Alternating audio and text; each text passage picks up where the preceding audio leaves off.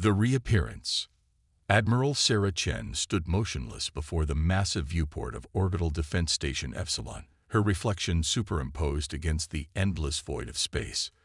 27 years of military service had taught her to maintain composure in the face of crisis, but the notification that had pulled her from a rare moment of sleep tested even her legendary stoicism. "Confirm identification," she ordered, her voice betraying none of the turmoil beneath her calm exterior. Lieutenant Commander Raju Patel tapped at his console with practiced efficiency. "Quantum signature confirmed, Admiral. It's the ESS Intrepid." The name hung in the air like a ghost. The Intrepid, Earth's most advanced deep space exploration vessel, had disappeared without a trace during a routine survey mission to the Tau Ceti system 7 years ago. All 287 souls aboard had been presumed lost. Countless search missions had found nothing. Not a distress beacon, not a debris field, nothing. Yet there it was, appearing at the edge of the solar system and making a controlled approach toward Earth. But something was wrong. Very wrong. "The configuration doesn't match our records," Patel continued, his brow furrowed. "The basic hull structure is consistent with Intrepid's design, but there are significant modifications. And the energy readings," he trailed off, looking up at Chen with wide eyes. "They're off the charts, Admiral. Nothing in our database matches these signatures." The ship that had once been the Intrepid now bore only a passing resemblance to the vessel that had departed Earth. Its once utilitarian hull gleamed with an iridescent material unknown to human science. Strange geometric patterns pulsed along its surface with a soft blue-green light that seemed to bend the very space around it. "They're hailing us," Patel announced. Chen squared her shoulders. On screen, the face that appeared belonged to Captain Darius Vega, the Intrepid's commanding officer. 7 years had passed, yet he looked exactly as he had in his personnel file, perhaps even younger. His eyes, however, held something new, something otherworldly. "Admiral Chen," Vega said, his voice carrying an eerie calmness, "request permission to return home." Chen studied the man's face carefully. "Captain Vega, your ship has been missing for 7 years. What happened? Where have you been?" A slight smile crossed Vega's lips. "For us, Admiral, it has been considerably longer." The debriefing took place in a secure facility beneath Geneva, Earth's military headquarters. Chen watched through one-way glass as Vega explained the impossible to a panel of increasingly agitated scientific and military advisors. "Time dilation doesn't work that way," Dr. Amara Okafor, Earth's leading physicist, insisted. "Even accounting for relativistic effects near a black hole, the numbers don't add up." "Your understanding of physics is incomplete," Vega replied without condescension. "We encountered beings in the void beyond Tau Ceti. They exist differently. Time is not linear for them. When they took our ship, we experienced 80 years, while only 7 passed for Earth."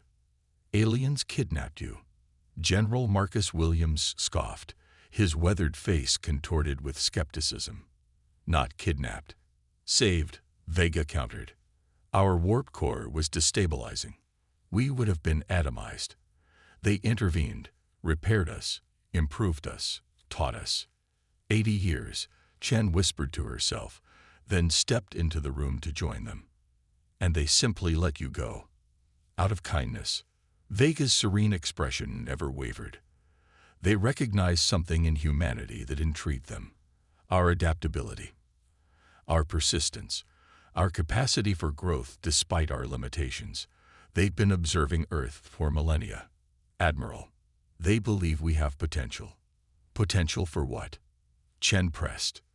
"To join them, eventually," Vega said. "But first, we need to survive what's coming."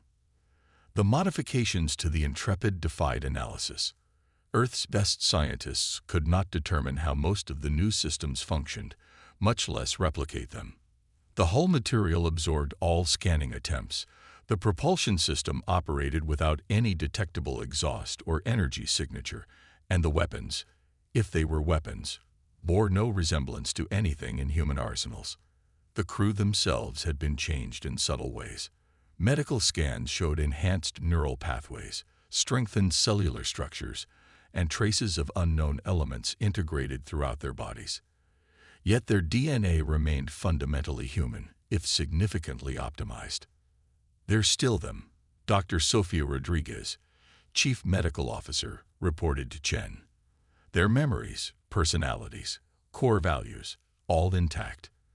But they've been improved, like someone took human biology and fixed all the design flaws." 3 weeks after the Intrepid's return, Chen stood in the ship's transformed bridge, trying not to gawk at the organic-looking consoles and flowing interfaces that responded to the crew's thoughts as much as their touch. "You mentioned a threat," she said to Vega. "Something we need to survive. What exactly is coming, Captain?" Vega gestured to what appeared to be a holographic projection, though it operated on principles far beyond holography. A three-dimensional map of the local galactic arm materialized in the center of the bridge. "The Krell," he said, as the display zoomed in on a fleet of massive ships moving through space, a species that believes themselves the rightful rulers of this sector. "They've conquered 11 civilizations more advanced than humanity. They detected Earth's transmissions during our absence and have marked your world for subjugation." Chen studied the alien armada. The ships resembled massive oceanic predators, all sharp angles and predatory silhouettes. "When?" 6 days, Vega replied. "Their vanguard will reach the outer system by then. The main fleet follows 3 days after." Chen felt the blood drain from her face. "Earth has 50 interplanetary warships, Captain. The Luna and Mars colonies could maybe contribute another 20. How many ships in this Krell fleet?" 3,000 in the initial wave. The silence that followed was deafening. "That's why you're here," Chen finally said. "Your benefactors sent you to warn us." "Not just to warn," Vega corrected. "To defend. The Intrepid has been modified specifically to counter Krell technology." 1 ship against 3,000. General Williams, who had joined them on the bridge, barked a harsh laugh. "Even with your fancy alien upgrades, those aren't odds I'd take." Vega turned to face the general. "The preservers, those who saved us, operate under strict non-interference protocols. Direct intervention in the development of younger species is forbidden. But sharing knowledge with species they deem worthy, that is permitted. And they deemed us worthy," Chen said. "They see what humanity could become," Vega nodded. "Our potential stretches far beyond what you can imagine, Admiral. But potential requires survival. So they sent you as a loophole," Williams said.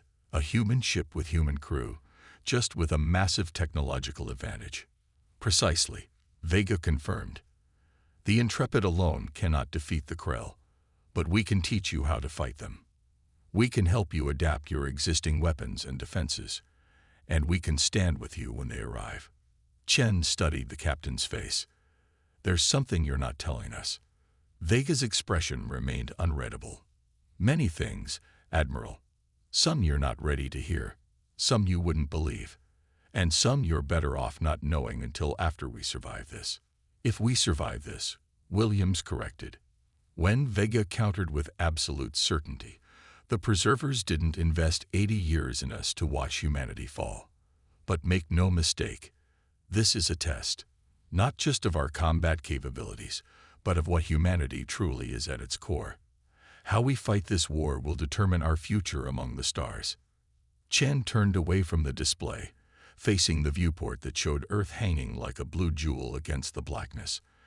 "I need to brief the Security Council. They'll want to know about these Krell, what we're up against, and what our options are." "You have one option, Admiral," Vega said softly. "Trust us." The emergency session of Earth's Unified Security Council was as contentious as Chen had expected. Representatives from the 12 major power blocks argued fiercely over whether to trust the returned Intrepid crew. "They've been compromised," the North American representative insisted. "For all we know, they're leading this invasion force straight to us. The timing is too convenient. The East Asian representative agreed. They disappear for 7 years and return just days before an alleged alien invasion. With technology they can't or won't fully explain. Chen stood at the podium, maintaining her composure. The Intrepid's quantum signature is authentic. The crew's DNA confirms their identities. Whatever changes they've undergone, they are still human and still Earth citizens. Enhanced humans, the African representative corrected. With allegiance to these preservers rather than Earth, why should we place our defense in their hands? Because they're our only hope, Chen replied simply. The debate raged for hours until an aide rushed to Chen's side, whispering urgently in her ear. She straightened, her expression grim. The Titan outpost has gone silent, she announced, silencing the chamber.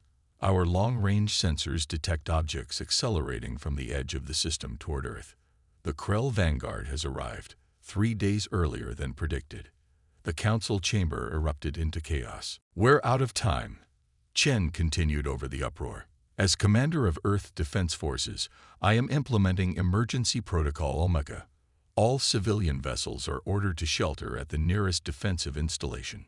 All military assets will mobilize immediately. She turned to leave, but the Eurasian representative called out, "And the Intrepid? Where will it be during this crisis?" Chen paused at the doorway. "Leading our defense, because whether we trust them or not, they're the only ones who know what we're facing." Back aboard Orbital Defense Station Epsilon, Chen watched as Earth's meager fleet formed up in a defensive perimeter.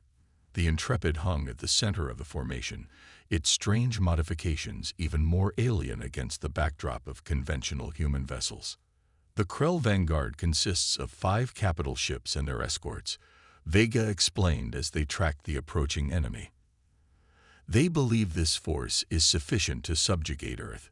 Their mistake will be our advantage. How do you propose to exploit this advantage? Chen asked. Vega gestured, and a section of the Intrepid's hull seemed to shimmer and transform, revealing what could only be described as weapons, though they resembled no weapons Chen had ever seen. We hit them hard and fast, he said. Show them that humanity is not the easy conquest they expected. The Krell respect strength above all else. If we bloody their nose significantly, they may reassess. And if they don't? Vega's eyes met hers, and for a brief moment, Chen glimpsed something ancient and knowing in their depths. Then we show them why the preservers chose humanity, he said simply. As the first Krell ships entered weapons range, Vega turned to the Admiral with a grim smile. It's time to make a choice, Admiral Chen. Do you trust us? Chen looked from the approaching alien armada to the transformed human vessel and its changed crew. Whatever the Intrepid had become, whatever Vega and his people had evolved into during their 80 years away, they were still human at their core. And they were Earth's only hope. Get us through this, Captain, she said finally. Show us what humanity can become. Vega nodded once, then turned to face the view screen as the massive Krell warships loomed larger. Prepare all systems, he ordered his crew. Let's show these would-be conquerors why humans should never be underestimated. The Reckoning. The Krell Vanguard entered Earth's defensive perimeter with overwhelming confidence. Their lead vessel, a massive warship shaped like a predatory sea creature from humanity's darkest nightmares, dwarfed Earth's largest battle cruiser by a factor of 5. Its hull bristled with weapon emplacements, and energy shields rippled visibly around it, distorting the starfield behind. From the command center of Orbital Defense Station Epsilon, Admiral Chen watched the tactical display with a grim expression. Earth's fleet looked pathetically small against the incoming threat. 57 human vessels arrayed against an enemy whose smallest ship outclassed their best. All vessels, maintain formation, she ordered. Wait for the Intrepid's signal before engaging. Captain Vega's voice came through clear on the command channel. Admiral, we're detecting energy buildups across the Krell fleet. They're preparing to fire. Our shields won't withstand a concentrated barrage, General Williams muttered beside her. They'll cut through our defenses like tissue paper. "Have faith, General," Vega replied, somehow hearing the comment despite being on a separate channel. "Humanity has more friends than you realize." The Intrepid surged forward, breaking formation as it accelerated toward the Krell Armée. The ship's modified hull pulsed with increasingly bright blue-green light, geometric patterns shifting and realigning as it moved. "What are they doing?" Williams demanded. "They're exposing themselves to the entire enemy fleet." The Krell responded predictably, dozens of energy weapons converging on the lone human vessel. Brilliant beams of destructive force lashed out, engulfing the Intrepid completely. For a moment, it seemed the ship had been vaporized. Then the energy dissipated, revealing the Intrepid completely unharmed.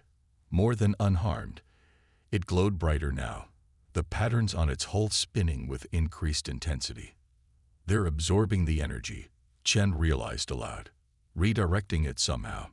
The Intrepid's response was immediate and devastating. From geometric nodes along its hull, tendrils of blue-green energy lashed out, connecting with 6 Krell vessels simultaneously.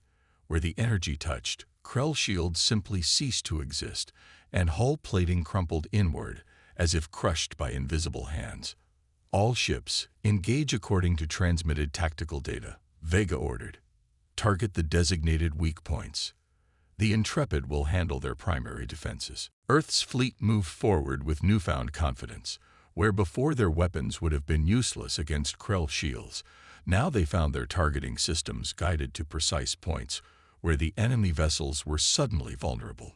2 Krell destroyers exploded in quick succession, their reactor cores breached by concentrated fire from Earth's smaller vessels. A third listed heavily, venting atmosphere and debris from a massive hull breach. Chen could scarcely believe what she was seeing. How is this possible? The Preservers taught us that energy isn't just a force to be generated and directed, Vega explained as the Intrepid danced between enemy vessels, drawing their fire and redirecting it against them. "It's a language. What we're doing is essentially telling the Krell shields to stop existing in our local space-time." "That's," Williams began. "Impossible." Vega finished for him. "Only according to the physics you understand. The universe has far more rules than humanity has discovered, and far more exceptions to those rules." The battle continued for hours. The initial Krell advantage in numbers and firepower was steadily eroded by the Intrepid's impossible technology and the increasingly effective coordination of Earth's fleet. 3 more Krell capital ships were disabled or destroyed, alongside dozens of their escorts. Then, abruptly, the remaining Krell vessels broke off their attack, retreating to a position just beyond Luna's orbit. "They're regrouping," Williams observed, "probably calling in reinforcements." "They are," Vega confirmed. "The main fleet has accelerated. They'll arrive within 16 hours, not 3 days as originally estimated."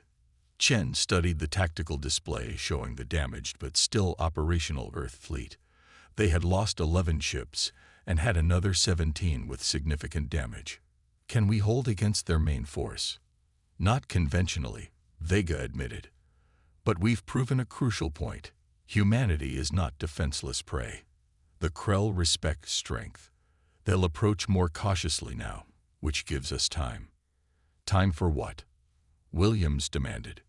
"To prepare Earth for ascension," Vega replied cryptically. In the hours that followed, the Intrepid's crew worked tirelessly with Earth's engineers and scientists. Knowledge was transferred at an unprecedented rate, not complete understanding of the alien technology, but enough to adapt existing systems to work alongside it. Earth's remaining warships were fitted with scaled-down versions of the energy redistribution systems.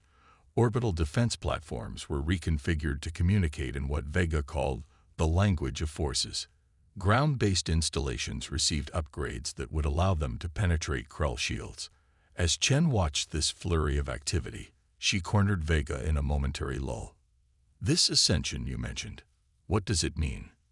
Vega's eyes held that same ancient knowledge she had glimpsed before. "Every species reaches crossroads, Admiral. Moments when they either evolve to meet greater challenges or fall back into obscurity or extinction. Humanity has reached such a crossroads because of the Krell. The Krell are merely the catalyst, Vega explained. The preservers have seen this pattern play out countless times across the galaxy. Species that overcome existential threats together often make evolutionary leaps, not just technologically, but biologically, socially, even spiritually. Chen studied him carefully. Your crew. The changes you've undergone. That's what you mean by ascension. A glimpse of it. Vega nodded. We're still human, Admiral. Just. More than we were. The potential was always within us. The preservers merely helped us access it. And now you want to do the same for Earth. Want? No. Need to. Yes. Vega's expression grew somber. The galaxy is ancient, Admiral, filled with wonders and terrors beyond imagination. Humanity cannot remain isolated in its cosmic cradle forever. The Krell are just one of many species that would subjugate or exterminate us if given the chance. Others are far worse. Before Chen could respond, alarms sounded throughout the station. Williams rushed toward them, his face ashen. The Krell main fleet has arrived, he reported. Over 2,000 vessels, including something massive at their center. Our long-range scans can't even determine its full dimensions. The tactical display updated to show the approaching armada. At its heart was a ship so vast it could only be described as a world vessel, a mobile fortress the size of Earth's moon. The Dominion Throne. Vega identified it.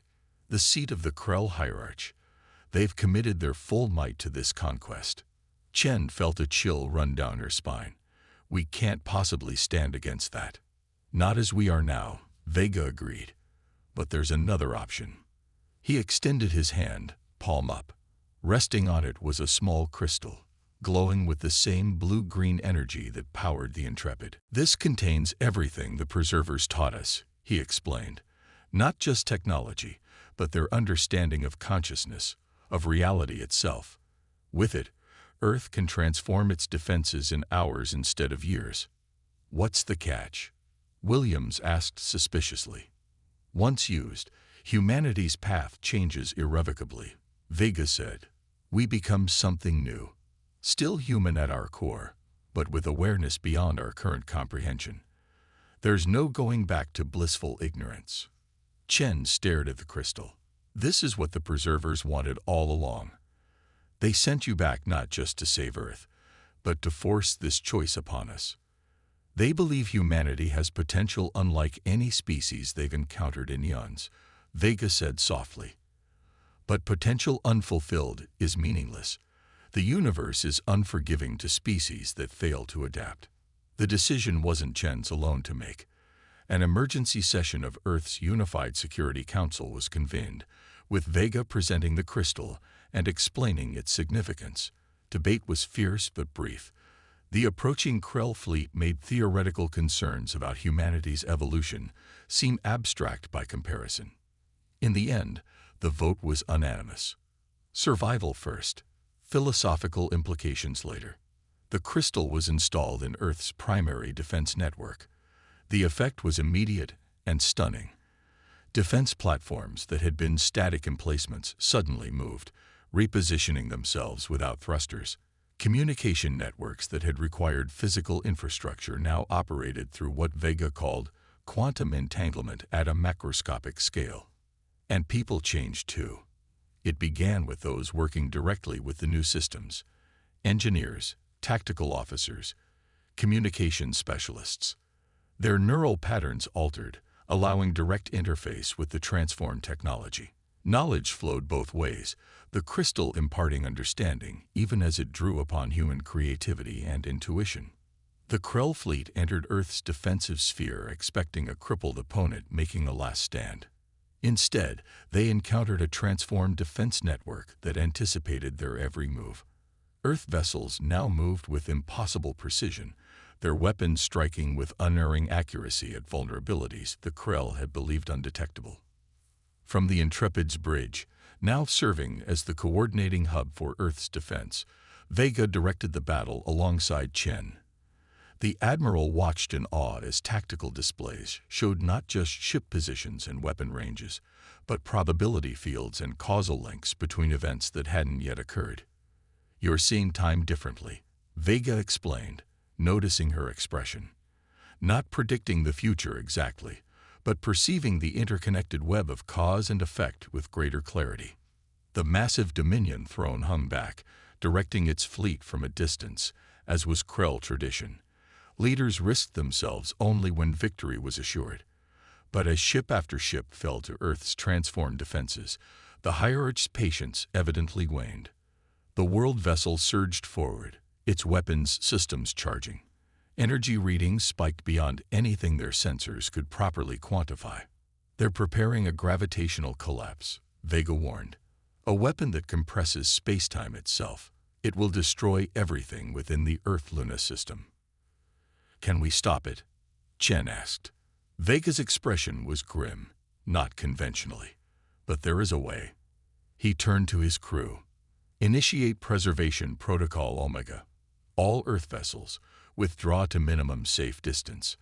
The Intrepid accelerated directly toward the Dominion throne, its modified systems glowing so intensely that it appeared to be a small star. "What are you doing?" Chen demanded. "What the Preservers prepared us for," Vega replied calmly. "The final test and gift of humanity's potential." As the Intrepid approached the massive alien vessel, its hull began to change. The geometric patterns expanded, flowing beyond the ship's physical boundaries, creating a lattice of energy that grew to encompass both vessels. "The Krell believe they understand the fundamental forces of the universe," Vega explained. "They don't. Neither did humanity, until now." Within the energy lattice, space itself seemed to fold. The Dominion throne and the Intrepid both distorted, stretching and compressing in ways that defied conventional physics. For a moment, both ships existed in superposition, simultaneously present and absent, solid and void. Then, with a flash that temporarily blinded every sensor in the system, both vessels vanished. In their place remained a shimmering tear in space, edges rippling with blue-green energy. The remaining Krell fleet froze in apparent confusion. Then, as one, they began to retreat, accelerating away from Earth as fast as their engines could manage. "What just happened?" Williams demanded. "Where did they go?" Chen found she somehow knew the answer. "Elsewhere," she said, "beyond our dimensional reference frame." Vega removed the threat by taking it out of our reality entirely. "Will they come back?" Williams looked horrified at the implications. "No," Chen said with certainty. "And neither will the Intrepid." In the days that followed, Earth grappled with its transformation. The changes initiated by the crystal continued to spread, not forced upon humanity, but embraced by those who sought to understand what they had been given. Knowledge flowed more freely between minds. Technology responded more intuitively to human needs. The boundaries between thought and action, between individual and community, became more permeable without erasing the essential uniqueness of each person. 1 month after the battle, Admiral Chen stood in her quarters aboard Epsilon Station, staring out at the shimmering tear in space where the Intrepid had made its final stand. Scientists had taken to calling it the Vega anomaly, though they were no closer to understanding its true nature. A soft chime indicated an incoming communication. Chen accepted it, not entirely surprised when Captain Vega's face appeared on her screen. He looked different now, more energy than matter, his features composed of shifting patterns of light. "Admiral," he greeted her. "I hoped you'd be the one to answer." "You're alive," she observed, "though perhaps that term doesn't quite apply anymore." Vega smiled. "Consciousness persists, though in a form difficult to explain with your current language. The Intrepid crew has joined the Preservers as we were always meant to do." "And the Krell?" Learning some difficult but necessary lessons about their place in the greater cosmos, Vega said with what might have been amusement, "They won't trouble Earth again." Chen studied his luminous form. "Why contact us now?" To offer congratulations and caution, he replied. Humanity has taken its first steps toward joining the greater community of conscious beings, but transformation brings responsibility. The crystal's knowledge, Chen nodded. It's changing us, but not uniformly. Some embrace it, others fear it. As it should be, Vega said. Forced evolution is no evolution at all. The preservers don't seek to erase what makes humans unique. Your diversity, your contradictions, your wonderful unpredictability. They merely offer tools to help you survive long enough to discover your own path. And what is that path? Chen asked.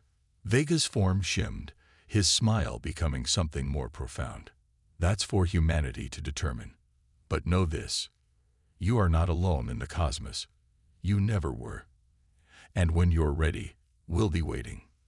The communication ended, leaving Chen with more questions than answers. But as she looked out at Earth, beautiful, resilient, and now awakening to possibilities beyond its isolated existence, she felt a profound sense of hope. Humanity stood at the threshold of something greater than itself. The challenges ahead would be immense, the transformations profound. But that had always been humanity's story. Adapting, evolving, surviving against impossible odds. Whatever awaited them among the stars, they would face it together. Not as the people they had been, but as the species they were becoming. In the void where the Intrepid had vanished, the anomaly pulsed with gentle blue-green light, a beacon and a promise of what awaited at the edge of human understanding. The stars no longer seemed cold and distant. They were calling humanity home.